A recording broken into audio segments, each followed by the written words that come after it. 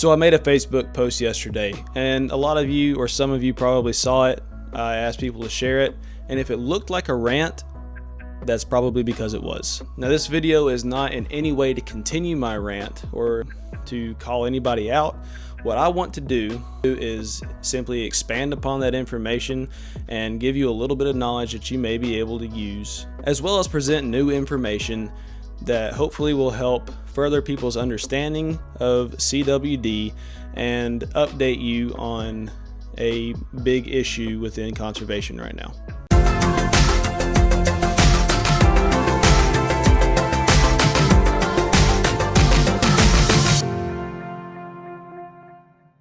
So hey everybody, I'm Jacob Jones, and today I want to cover a topic that I knew was an important topic because with my wildlife biology background, obviously we talked about this a lot and I keep up with the news on it, but I didn't know that it was getting into the hands of conspiracy theorists. Anyway, that topic is called CWD, which is shorthand for a disease called chronic wasting disease. Now, I've been seeing in the news a lot lately, I say news, you are fake news. Or people on Facebook, Twitter, hearing conversations and various other social media platforms that people have been calling this the zombie deer disease. What? Please, I'm begging you, stop calling it the zombie deer disease. Now I get it. I get why it's being called the zombie deer disease. That's because what this disease does to these deer, it makes them look pretty undead. But in no way, I promise you, are they a zombie. They're still very much alive and they are very much dying. Now normally I wouldn't raise an issue or have an issue with a name like this because like I said, it's pretty accurate in the way it looks, but the name zombie deer disease is facilitating the spread of misinformation that I think needs to be addressed. Warning. If you're squeamish or if you don't like looking at things that are gross, I would look away now because I'm about to flash some pictures up here and they're pretty gross. So lately, like I said, I've seen a lot of news articles and Instagram posts and Facebook posts and things like that where people are concerned that this zombie deer, this zombified deer, is going to bite them and give them this disease as if the deer were actually a zombie. Well, I'm going to tell you why that's wrong and why it's very important that you realize this is not an actual zombie apocalypse. By the way, all the information in this video is from credible university sources and peer-reviewed research. Alright, so first, what is CWD? Well, CWD, like I said, is shorthand for chronic wasting disease. And chronic wasting disease is a very contagious, degenerative neurological disease. By the way, if you see me look down, that's because I have my fact sheet here just to make sure that I'm not giving you the wrong information or getting something confused. So what this basically means is that this awful disease is causing this animal's brain to essentially rot and degenerate. Some of the things that you see on the outside of the deer are a change in behavior, such as they're not really afraid of humans anymore.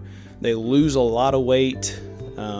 Sometimes you may see some lesions on them because they're malnourished.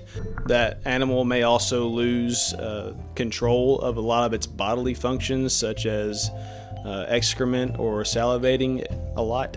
And on the inside, essentially what it's doing is the central nervous system of this animal is degrading. It's a very slow, very progressive disease. It can take up to 18 months or more once the animal has contracted the disease for it to actually show up and start showing symptoms. This disease is also 100% fatal, and there's a very high possibility that if a mother animal has it, it will pass it on to its children. This disease is a lot like mad cow disease, or the disease that we get in humans called Creutzfeldt-Jakob's disease. It's classified as a transmissible spongiform encephalopathy, or TSE for short. Like I said, the same thing as mad cow disease. It's just specific to cervids, and cervids are anything like a deer or an elk or a caribou. Now most of the time we're seeing this in deer, and recently in Arkansas we've been seeing it in a few elk. It was first found in Colorado back there in the late 60s and has just recently started its spread east, and most of the reason it's spreading is because people aren't following the rules. Many states most of them in fact, have laws set up that govern how you can transport animals that you've harvested in one state across the state lines and into another state. And that's all to protect the deer herd of that state from this horrible degenerative disease. Now, this disease is spread through basically a defective protein that we call a prion.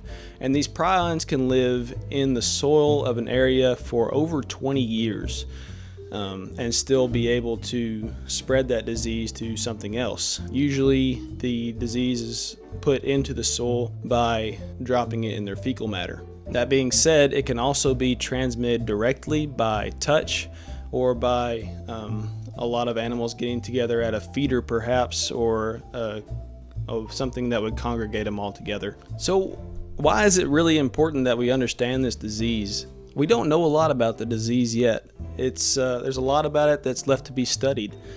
And that's why it's important for us to always continue to support research. Right now there's no cure or vaccine for this disease.